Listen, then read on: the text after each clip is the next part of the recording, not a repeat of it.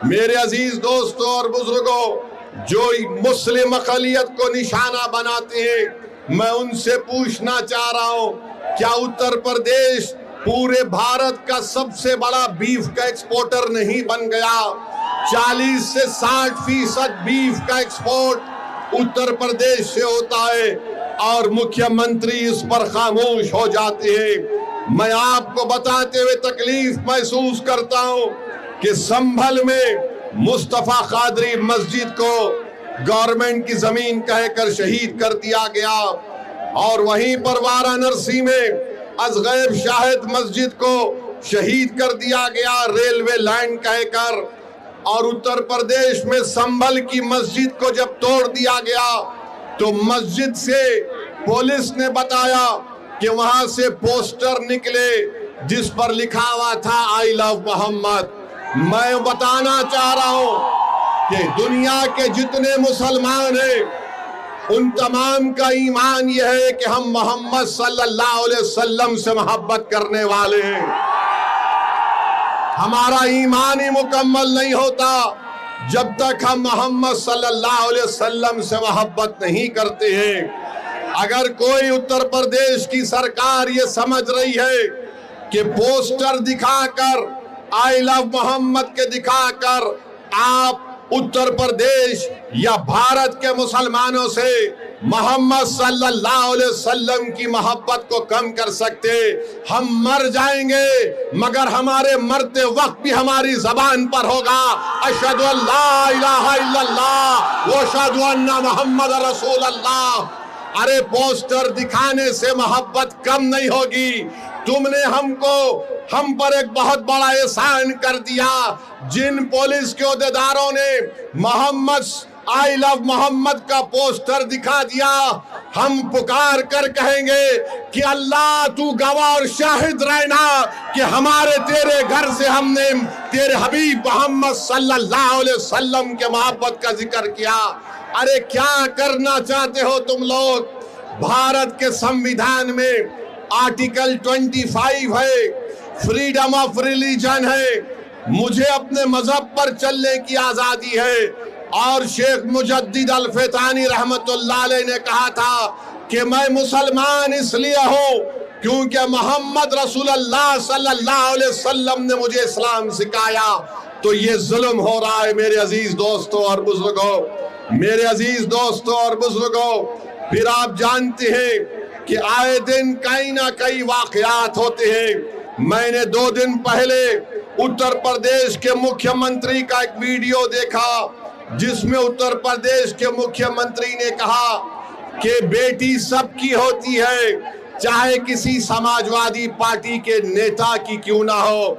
हम उत्तर प्रदेश के मुख्यमंत्री से कहना चाह रहे, अगर समाजवादी पार्टी के नेता की बेटी को आप बेटी समझते हैं तो मुजफ्फरनगर कांड में ऐसे कई मुस्लिम महिलाओं की रेप हुआ था, अस्मत रेजी हुई थी, बलात्कार हुआ था। क्या उत्तर प्रदेश के मुख्यमंत्री उन 6 मुस्लिम महिलाओं को जिनको अभी तक इंसाफ नहीं मिला, क्या उनको अपनी बेटी समझकर वो उनको इंसाफ दिलाएंगे? इसका जवाब उत्तर प्रदेश के मुख्यमंत्री को देना पड़ेगा। और फिर मैनपुरी में मई की 20 तारीख को वारिस अली को कत्ल कर दिया गया। वारिस अली की बेटी स्वाहिदा उत्तर प्रदेश के मुख्यमंत्री से कह रही है कि मुझसे इंसाफ करो। देखना यह है कि क्या उत्तर प्रदेश के मुख्यमंत्री इंसाफ करेंगे या नहीं करेंगे। मेरे अजीज दोस्तों और बुजुर्गों, मुझ पर इल्जाम लगा दिया जाता है। आज हम आपकी इस मुबारक सरजमीन को आ रहे थे, ये बहादुरों की सरजमीन है बहरेच और मटेरा, तो ये समाजवादी पार्टी के लोग ये कहना शुरू कर दिए कि असदुद्दीन ओवैसी आएगा तो भाजपा को फायदा होगा। बताओ अखिलेश यादव, बिहार में तुमने अपने 5 सांसद को भिजाया था कि ओवैसी ना जीत पाए। तुम्हारे 5 सांसद सीमांचल किशनगंज में आकर 15 दिन बैठ गए रोज मीडिया से बात करते, रोज गांव गांव जाकर जनता को बताते, मगर नतीजा क्या निकला? जिन 4 विधायक को अखिलेश यादव के भाई तेजस्वी यादव ने मंजलिस से तोड़ लिया था, सीमांचल की जनता को लाखों सलाम, उन्होंने अखिलेश यादव की इस नापाक मंसूबे को नाकाम कर दिया और मंजलिस के 5 विधायक को दोबारा कामयाब कर दिया। हम यहां पर आ रहे हैं और फिर शुरू हो गए बी टीम है। अरे सुन लो समाजवादी पार्टी के तमाम जिम्मेदारों, बताओ, बंगाल को तुम गए थे अखिलेश दीदी की मदद करने के लिए और वहां पर लाइन लगाकर बीजेपी में शामिल हो रहे, तो क्या मैं आयतल कुर्सी पर कर उन पर फूका था कि तुम जाओ बीजेपी में? बेशर्मी की हद कर दिए। अरे कल तक जो कहते थे कि दिल में मदीना आंख में काबा, और बाबा बंगाल जाकर बोले कि बंगाल को काबा की जमीन नहीं बनने देंगे, अब बाबा के साथ बैठकर जिसने कहा था कि दिल में मदीना आंख में काबा, दोनों बैठकर चाय पी रहे हैं,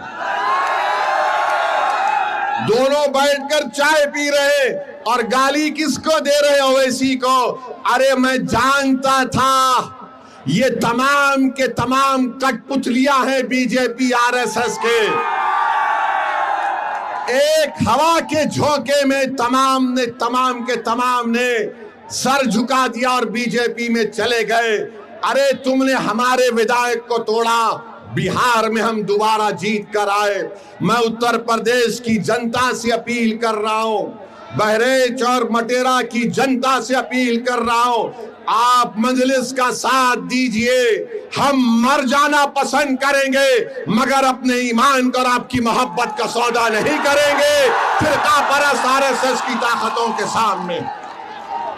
इल्जाम हम पर लगाया जाता है मगर कारनामे कोई और करता है। बताओ अखिलेश यादव जो ममता बनर्जी के 20 एमपी चले गए, क्यों गए वो? उनको कोई कुछ नहीं बोलता। और असदुद्दीन ओवैसी आपके हक के लिए, आपकी सियासी लीडरशिप के लिए आ रहा है, तो इन सबको डर लगता है। डरना पड़ेगा तुमको, आप डरना पड़ेगा, क्योंकि ये नौजवान अब जाग चुका है। इन नौजवानों ने ठान ली है कि इंशाअल्लाह ताला अब के बार उत्तर प्रदेश में इनके इत्तेहाद का एक इनकलाब बर्पा होगा। इनके इत्तेहाद से इनकी लीडरशिप पैदा होगी, इनकी मेहनत से इंशाअल्लाह ताला आपके नुमाइंदे उत्तर प्रदेश के विधानसभा में जाएंगे। और समाजवादी पार्टी के ये जो लोग हैं पिछले 20-25 साल से यहाँ पर यासिर शाह और उनकी फैमिली को आपने बड़ी वफादारी के साथ वोट दिया है। बताइए उन्होंने बहरेच और मटेरे में क्या काम किया? कुछ काम नहीं किया। आपने वफादारी से वोट दिया मगर इन्होंने कहीं पर भी एक अस्पताल नहीं बनाया। क्या मटेरा की विधानसभा में हमारी बेटियों का कॉलेज है? क्या मटेरा में अस्पताल है? क्या मटेरा विधानसभा में जो इलाके बुलबुल नवाज, मंगलपुरवा, गगड़ा, नरसिंगा डब्बा, यहाँ पर कोई रोड है या एम्बुलेंस चल सकती है? क्या इन सब चीजों को आप देख रहे हैं? और जब से शौकत अली मटेरा के रोड पर चलना शुरू किया, गरीब के गम को अपना गम समझा, उन झोपड़ियों में जाकर आपकी तकालीफ को देखकर आपको हिम्मत और दिलासा दिलाना शुरू किया, तो यासिर शाह के खानदान को लगा कि अब हमारा दी एंड होने वाला है, इसीलिए रोड पर निकल कर आ गए।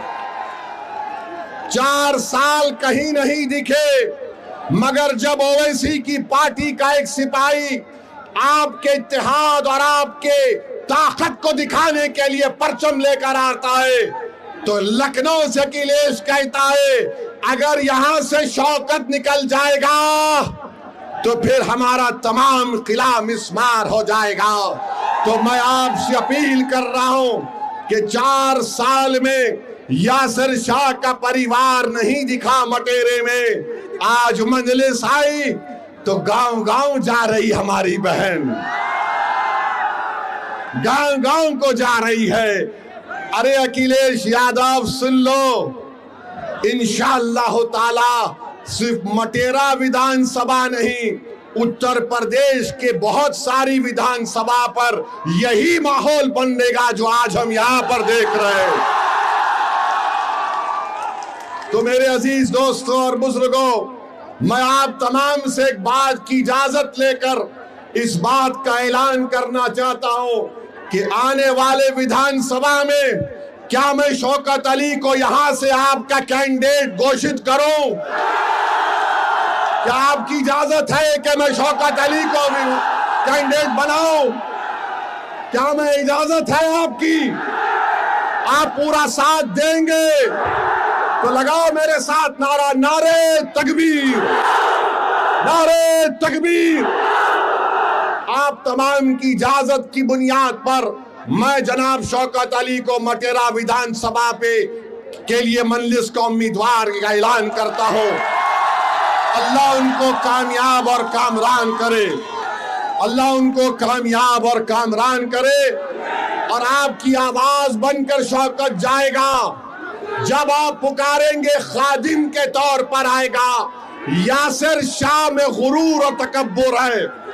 यासिर शाह ये समझता है कि मालिक है, मालिक तुम हो, शौकत तुम्हारा खादिम रहेगा इंशाअल्लाह ताला।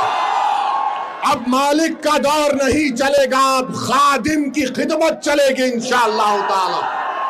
तो मेरे अजीज दोस्तों और बुजुर्गों, अगर मैं भारत के प्रधानमंत्री को कुछ ना बोलूं तो बाबा भी नाराज हो जाएंगे, अखिलेश भी नाराज हो जाएंगे।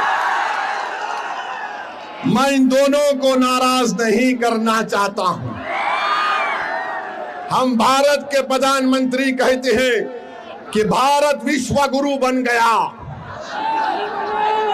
तो हम उनसे पूछना चाहते हैं कि आज ईरान और ओमान के दरमियान में समंदर पर हमारे कश्ती पर भारत के नागरिक पर जालिम डोनाल्ड ट्रंप ने मिसाइल दागकर हमारे 3 भारतीयों को जान से उनकी जान ले ली, उनको मार दिया।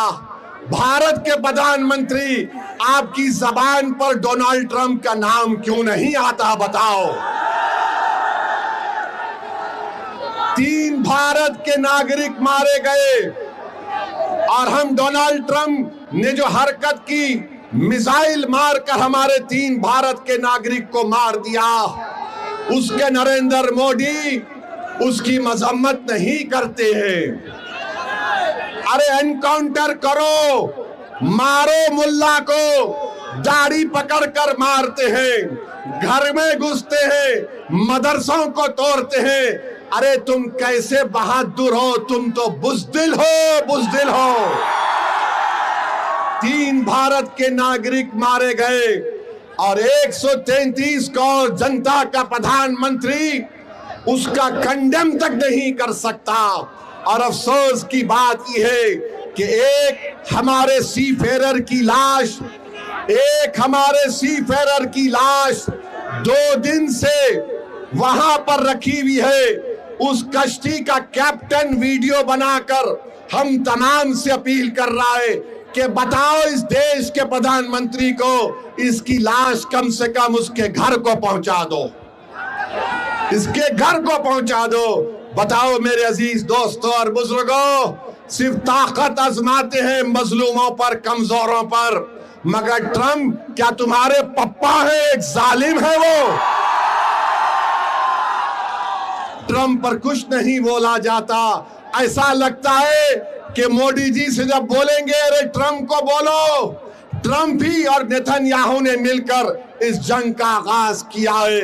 मेरे अजीज दोस्तों और बुजुर्गों, बहरहाल आप देख रहे हैं कि नरेंद्र मोदी के प्रधानमंत्री को बनकर 12 साल हो चुके हैं। कीमती आसमानों को छू रही है, गरीबों के गैस के सिलेंडर कम कर दिए गए, आज हम कर्जों में डूब रहे हैं।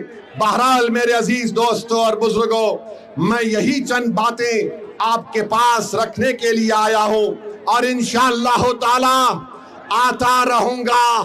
यहां से आपकी इजाजत पर, आपकी मंजूरी पर हमने शौकत अली को अपना कैंडिडेट का ऐलान किया और मैं आपसे वादा कर रहा हूं कि इंशाअल्लाह ताला मटेरे में, बहरेच में और पूरे उत्तर प्रदेश में हम अपनी इत्तेहाद की ताकत पर पूरा गेम बदल देंगे, पूरा गेम बदल देंगे इंशाअल्लाह ताला। और अपने सेल फोन की लाइट खोल कर दिखा दो कि अब के बार उत्तर प्रदेश में मजलिस का परचम लहराएगा इंशाअल्लाह ताला। पूरी सेल फोन की लाइट खोल कर बता दो, सारे उत्तर प्रदेश और भारत को मालूम हो जाए कि बुलडोजर से नहीं डरने वाले, एनकाउंटर से नहीं डरने वाले, आई लव मोहम्मद बोलने से नहीं डरने वाले हम तमाम हैं। नारे तकबीर।